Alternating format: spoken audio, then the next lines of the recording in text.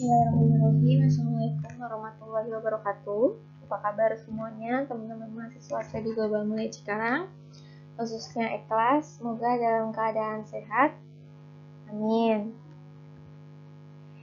Baik, pada hari ini saya akan menjelaskan tentang sistem keuangan dan moneter, di mana sistem keuangan ini sangat berkaitan erat ya dengan kebijakan moneter yang dikeluarkan melalui bank sentral, di mana untuk menjaga kestabilan ekonomi dan juga pertumbuhan di Indonesia.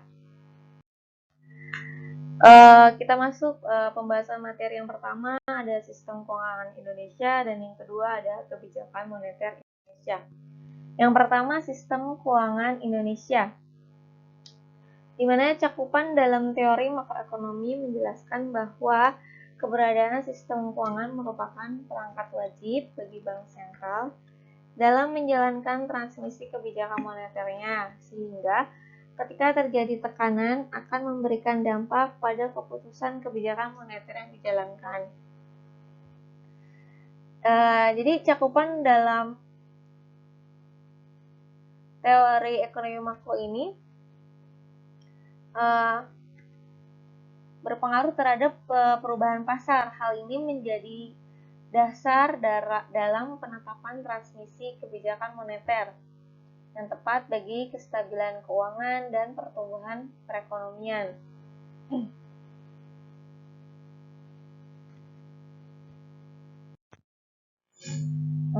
Lanjut, tekanan tersebut harus segera diidentifikasi seberapa besar pengaruhnya terhadap perubahan pasar. Nah, hal ini menjadi dasar dalam penetapan transmisi kebijakan moneter yang tepat bagi kestabilan keuangan dan pertumbuhan perekonomian.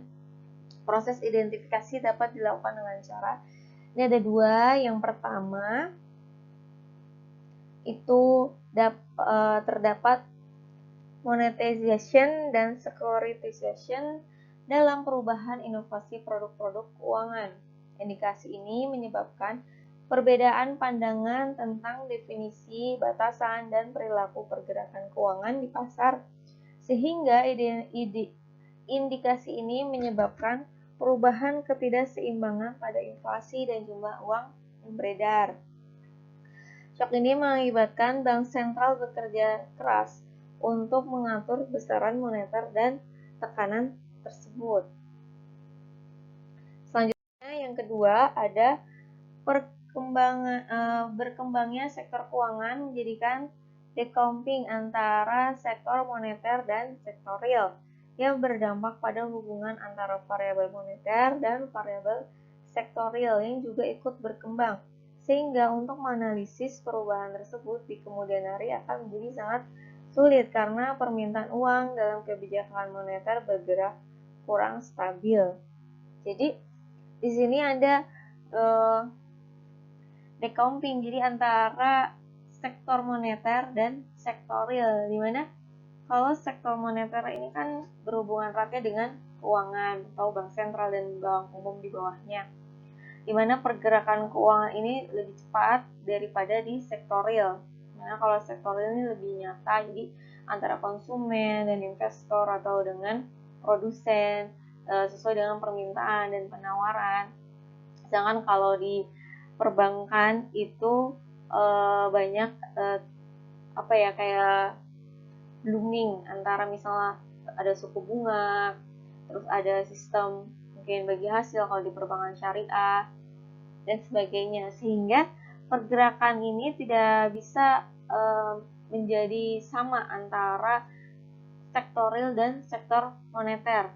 Nah, ini yang menyebabkan harus benar-benar menyeimbangkan antara kebijakan yang dikeluarkan misalnya dalam sektor real, mana misalnya kebijakan fiskal, dan juga sektor moneter, kebijakan moneter yang dikeluarkan oleh pemerintah melalui bank sentral. Untuk apa? Untuk menjaga keseimbangan perekonomian, keseimbangan keuangan. Selanjutnya, pernah terjadi di kondisi pada tahun 1990 atau 90-an yang menghancurkan sistem keuangan dan memberikan perlemahan pada aktivitas sektor real. Jadi sejarah perekonomian Indonesia tumbuh dari tahun 1967 berada pada tingkat rata-rata 6% hingga 8%, di mana tahun 1990 hingga 96 merupakan tingkat kejayaan pertumbuhan perekonomian Indonesia. Namun kondisi tersebut kemudian berganti dengan kontraksi sistem keuangan dengan tekanan berada pada titik minus 13,1% di posisi up krisis keuangan. Nah, 9798 ini kan terjadi krisis keuangan atau krisis moneter yang terjadi tidak hanya di Indonesia ya, di Thailand, terus juga di won, yang mana terjadi krisis ekonomi global ini ditandai juga dengan jatuhnya nilai mata uang baht Thailand menjadi 27,8%. Terus juga ada mata uang won, ringgit, dan juga termasuk kita mata uang rupiah. Nah, tekanan tersebut merupakan tekanan dari luar atau eksternal, kemudian merusak sistem perekonomian. Sementara tekanan dari dalam juga memperberat keadaan perekonomian ditandai dengan tidak di hedgingnya utang atau lindung nilai ya. Hedging itu lindung nilai utang swasta, ditambah dengan lemahnya kontrol dan kebijakan perbankan, sehingga tingkat kepercayaan masyarakat pada pemerintah kemudian memudar. Semua itu menjadi krisis keuangan semakin parah, memperparah kondisi perekonomian Indonesia. Jadi kita kan bank sentral ini juga keterkaitan dengan Bank Dunia, di mana pada saat 97-98 terjadinya krisis global, kita juga berpengaruh. Mata uangnya turun sehingga pihak ketiga atau nasabah menjadi kurang percaya terhadap bank dengan investasi di bank dan sebagainya. Nah, ini yang menjadikan juga semakin terpuruknya bank umum di bawahnya bank sentral pada saat itu, sehingga memperparah kondisi krisis keuangan di Indonesia pada saat itu. Selanjutnya ada gambar di sini sistem keuangan Indonesia yang sudah diolah oleh Bank Indonesia, di mana ada garis lurus di situ, garis pertumbuhan di Indonesia, dan garis bergelombang. Naik turun itu aktivitas keuangan di Indonesia. Nah, gambar tersebut menunjukkan bahwa terjadinya krisis keuangan dimulai dengan keterpurukan sektor perbankan, disertai dengan perubahan pola fluktuasi makroekonomi yang tidak stabil, sehingga menjadi depresiasi mata uang di Indonesia yang kemudian berangsur-angsur mempengaruhi tingkat suku bunga dan inflasi yang akhirnya mengakibatkan sulitnya mencapai tingkat kestabilan keuangan di Indonesia. Jadi di mana bank itu mempunyai kewajiban untuk membayar dana pihak ketiga. Likuiditas atau seberapa cairnya keuangan suatu bank dalam membayar atau kewajiban pihak ketiga. Nah, di sini semua bank menggunakan sistem bunga, di mana nilai utuh, misalnya nilai utuh investasi misalnya 80, tetapi harus dikembalikan misalnya 100. Nah, ini yang menjadikan PR bagi bank umum dan juga bank sentral bagaimana mengembalikan uang-uang pihak ketiga, sedangkan kondisi keuangan pada saat itu sedang terpuruk. Nah, inilah yang menyebabkan terjadinya menambah krisis ekonomi yang ada di Indonesia.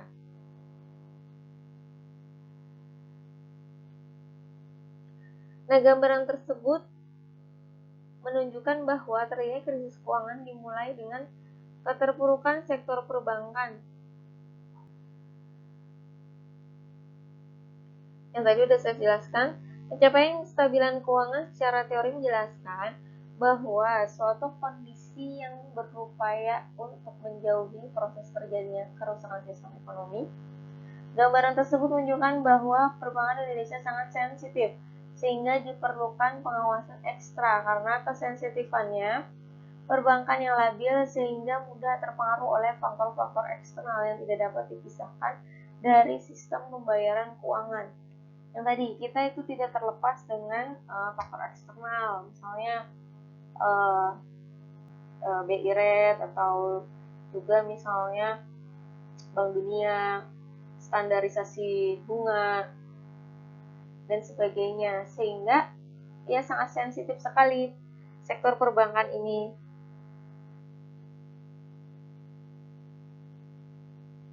Nah, kesensitifannya ini perbankan berpengaruh negatif, lebih berat terhadap perekonomian jika dibandingkan dengan industri perusahaan lain yang mengalami kebangkrutan. Pengaruh lainnya karena sektor perbankan mampu menimbulkan efek bola salju terhadap perbankan lainnya, bahkan terhadap industri non-perbankan yang memiliki keterkaitan bisnis dengan perbankan itu sendiri. Jadi kan perbankan ini ada keterkaitan dengan perusahaan-perusahaan lain yang misalnya non-perbankan, mungkin asuransi, terus pegadaian, terus juga misalnya dana pensiun dan lain-lainnya. Sehingga oleh karena itu efek domino ini perlu diantisipasi secara menyeluruh yang dilakukan setiap elemen baik pemerintah dan masyarakat. Selain itu kontrol menyeluruh pun harus dilakukan oleh semua kalangan, khususnya bagi bank sentral yang menetapkan setiap kebijakan moneternya melalui transmisi kebijakan yang dianggap tepat untuk mencapai tujuan akhir bersama, yaitu kestabilan keuangan dan pertumbuhan perekonomian yang berkelanjutan. Jadi ada kebijakan transmisi yang dikeluarkan oleh bank sentral. Ini memang sudah tugasnya bank sentral untuk apa? Menjaga kestabilan uang, inflasi, suku bunga, dan lain-lainnya. Yang tujuannya yaitu yang tadi kestabilan keuangan dan pertumbuhan perekonomian.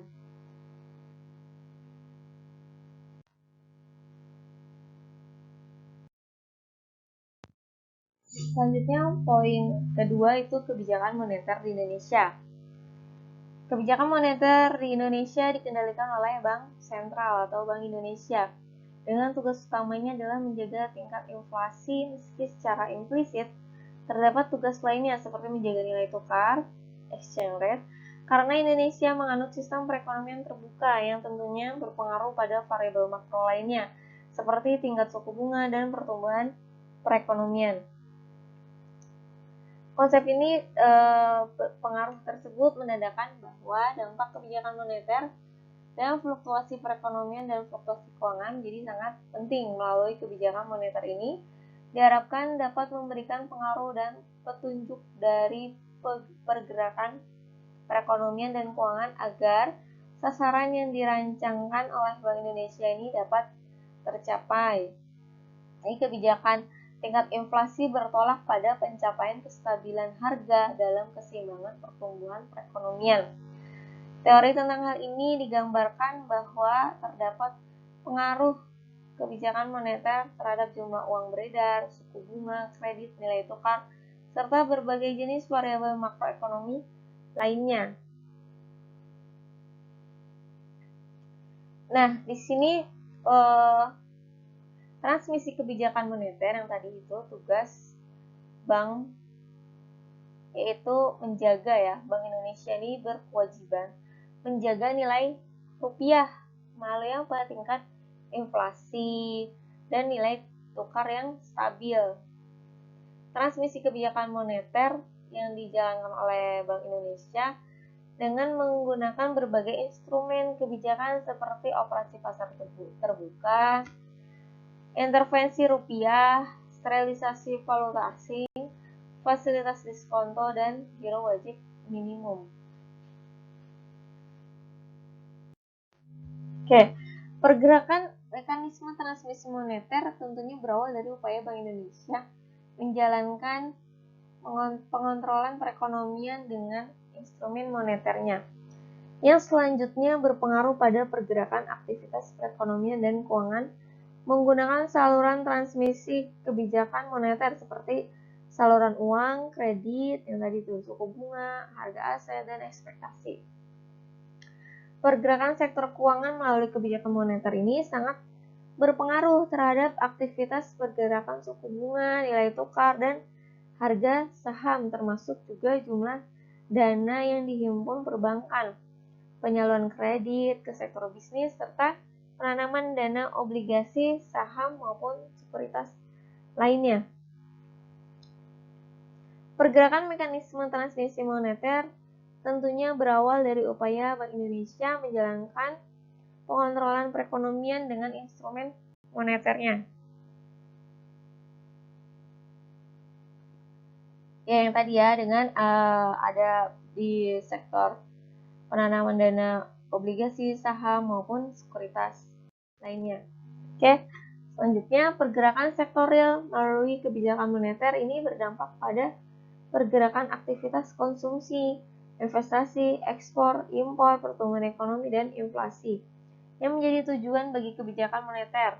Kondisi tersebut harus ditempuh agar dapat mencapai kestabilan keuangan dan pertumbuhan perekonomian.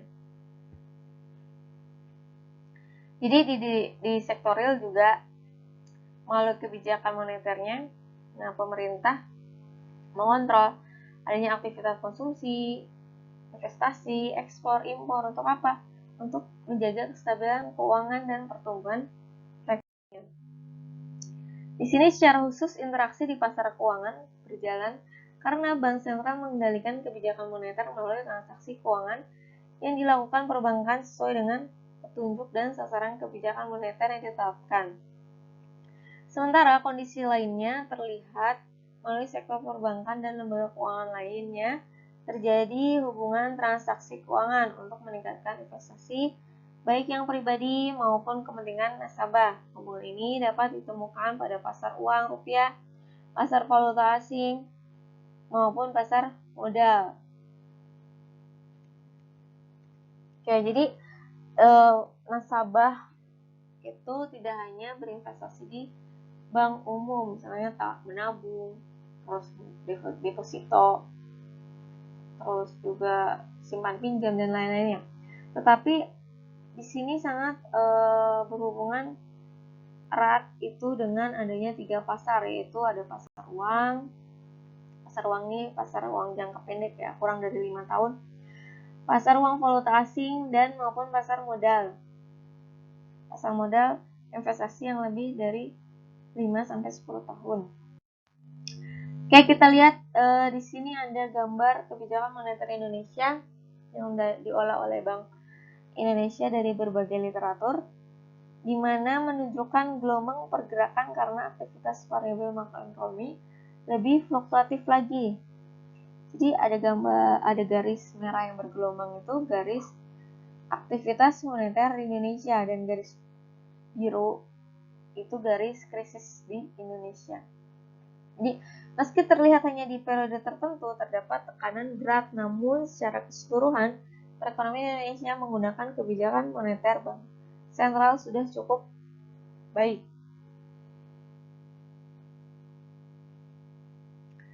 Kita lihat.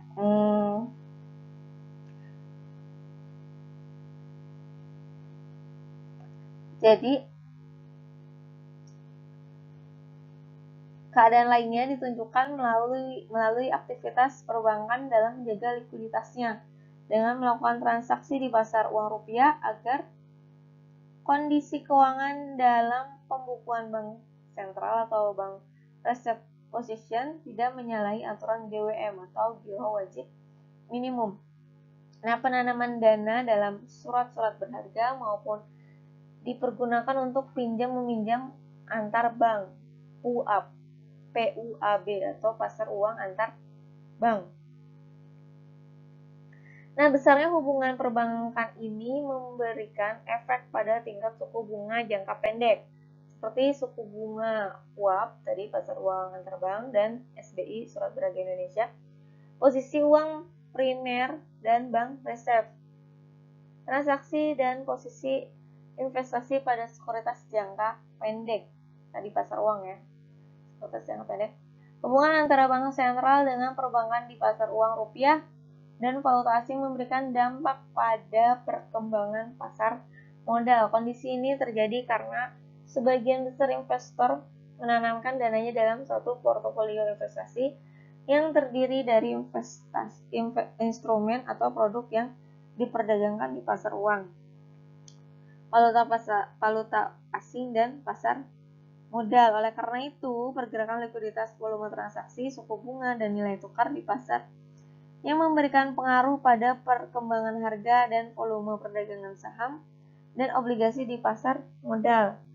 Gambaran tersebut dapat meningkatkan aktivitas perekonomian yang menandakan bahwa semua sektor bekerja dengan baik dan menjalankan aturan dan kebijakan moneter bank sentral, khususnya dalam mencapai tingkat kestabilan keuangan dan pertumbuhan perekonomian secara berkelanjutan. Oke, baik. Tadi sudah 2 poin yang saya jelaskan tentang sistem keuangan dan moneter, di mana Bank Sentral atau Bank Indonesia ini mempunyai kewajiban transmisi, kebijakan transmisi untuk apa? Menjaga inflasi, menjaga suku bunga, untuk apa? Untuk mencapai kestabilan ekonomi, kestabilan keuangan yang dikeluarkan atau yang menjadi PR dari pemerintah melalui kebijakan moneternya. Jadi di sini sistem keuangan itu berkaitan erat ya dengan Bank Indonesia maupun non-bank. Seperti misalnya tadi ada perusahaan asuransi yang menginvestasikan dananya di bank. Terus juga ada pasar modal, pasar valuta asing, pasar falas atau valuta asing, dan pasar uang, di mana beberapa lembaga ini atau sektor keuangan ini dibawahi atau dikontrol oleh Bank Indonesia dengan tadi PR-nya transmisi kebijakan moneter, yaitu untuk menjaga kestabilan keuangan dan mengatur atau mengolah si pihak ketiga atau nasabah ya, pihak ketiga, untuk menarik atau mengeluarkan uangnya dari portofolio yang dia simpan dalam saham atau pasar uang, ataupun dana pihak ketiga yang disimpannya di bank umum. Seperti itu. Untuk apa? Untuk menjaga stabilan keuangan, nilai tukar, suku bunga, dan inflasi yang terjadi di Indonesia atau yang terjadi dalam perekonomian Indonesia. Seperti itu. Mungkin agak untuk lebih jelasnya teman-teman bisa baca lagi materi yang sudah saya share dalam bentuk PDF di aplikasi Siakat ya, di akun teman-teman sendiri, bisa dibuka lagi, dibaca, ataupun bisa searching di sumber-sumber lainnya. Baik, mungkin cukup penjelasan dari saya. Kurang lebihnya saya mohon maaf. Terima kasih, semangat terus teman-teman mahasiswa STB Global Mulia Cikarang, khususnya Ikhlas. Saya akhiri. Assalamualaikum warahmatullahi wabarakatuh.